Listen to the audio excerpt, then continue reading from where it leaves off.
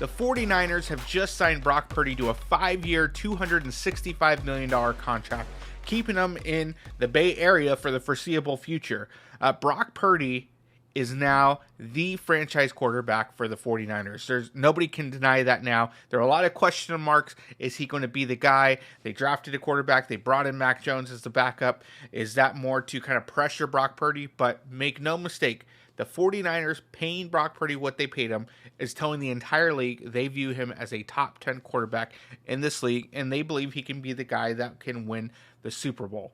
Now, for Brock Purdy, this is a huge win. Big Cinderella story coming out of Iowa State. 7th-round pick, Mr. Irrelevant, making less than $1 million his first couple years and made $1 million his third year. In his fourth year, it went up to $5 million based off of performance.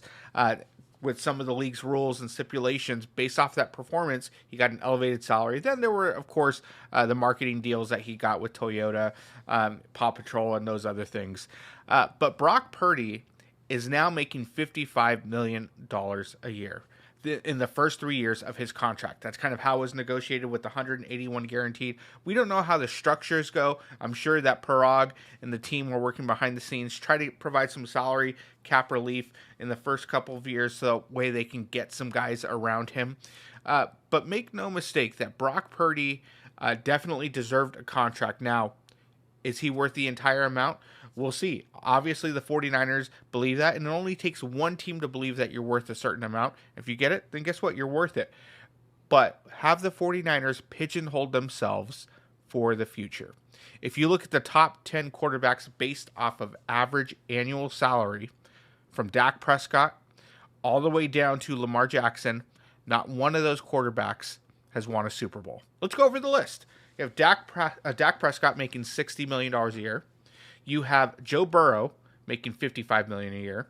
You have Josh Allen making $55 million a year. You have Jordan Love making $55 million a year. You have Trevor Lawrence making $55 million a year. You have Tua Tagovailoa making $53.1 million.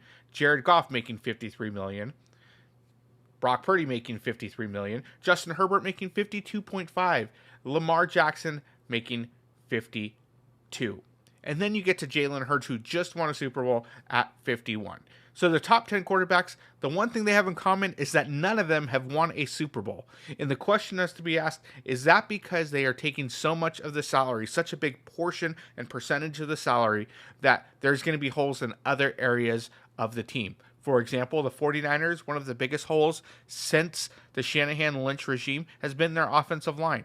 Outside of the left tackle and sometimes the guard positions, they've been hurting for a long time. Yes, they kind of walked in and fell into Joe Staley, already there, a Hall of Fame left tackle there, and he was already anchored in. Then they replaced him with Trent Williams. Yes, great, phenomenal left tackles.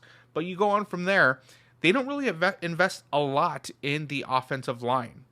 You have, on the opposite side, Colton McKivitz, who is ranked 42 out of 50 eligible right tackles. Jake Brendel, the center, was ranked. Guess what? That's right. 42 out of 50 eligible centers. Dominic Puni is the only bright spot at right guard, and that's because they fell into a gem in the draft. He was a third-round pick. Left guard, you potentially have Ben Bartch starting there. Left guard, he looked promising during the first two games, but then he got hurt. So there's a lot of question marks at the offensive line level, and you have to ask yourself, if the 49ers believe that Brock Purdy is a franchise quarterback, and they're paying $53 million a year, 55 over the first 3 years, why aren't you going to protect your franchise quarterback? You need to find a way to do that. And as I was thinking through this, it's not rocket science, nothing new. It always comes down to how the leaders in the organization view the offensive line or the team entirely.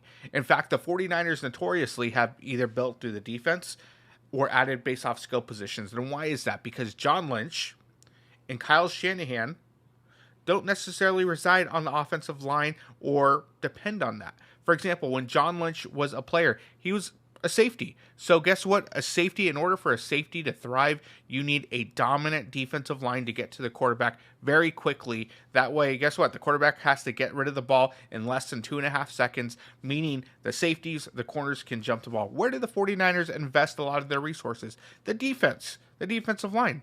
John Lynch. Where else do they spend it? Skill positions. What did Kyle Shanahan play? wide receiver.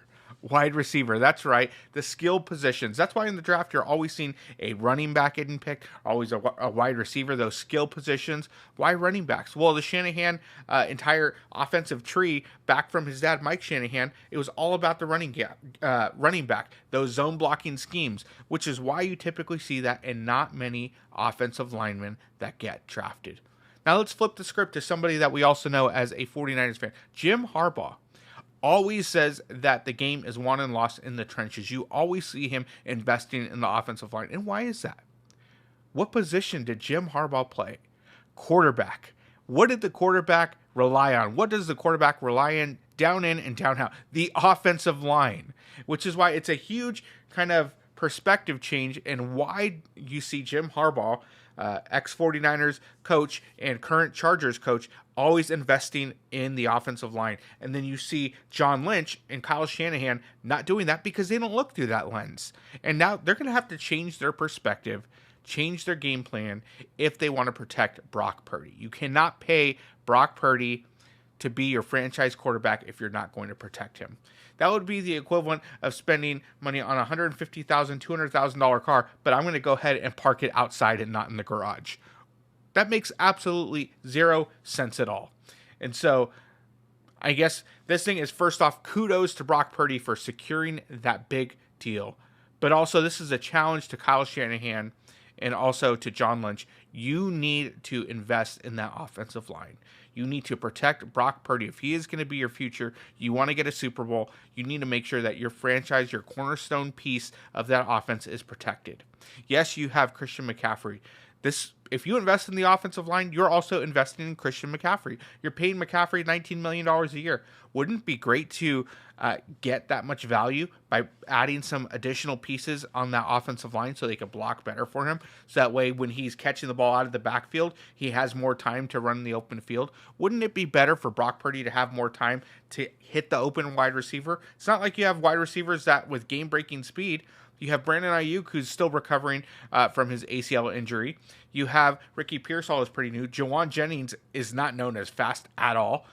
Jacob Cowling's your speedster, but you rarely play him, so you need more time in the offensive line to get those wide receivers to get to their routes, for that route tree to develop. And the only way to do that is for Brock Purdy to have more time and more protection. And so while this contract is great, it's been a great change of pace for the 49ers, getting this done early rather than late into the summer, right up to the preseason or even regular season. Now's the next step is, have you learned and are you going to address the trenches? You need to address the offensive line. You need to protect your franchise quarterback if you want to be serious about your Super Bowl window not being closed. In fact, this is the year where you can go ahead and invest more. There are free agents out there. There are trades that can be made to invest in that offensive line now early before training camp starts. You have the easiest schedule out of the entire league. You're playing the fourth place teams across most of the South divisions, which means you have the opportunity here to get back into the playoffs, potentially get a 1 or 2 seed, and completely flip the script. But you need to invest in the trenches, protect your franchise quarterback. You do that, I think you'll have a pretty good year. Well, that's all we have for today. Great news for Brock Purdy. Brock Purdy, have fun tonight. You deserve it. And I guess no more having to have a roommate anymore. Now you and the wife can go get the house of your dreams, and no more needing to do any weird commercials because you got the contract, and you know what? You deserved it. So that's all we have. Don't forget to like and subscribe, and we'll catch you next time.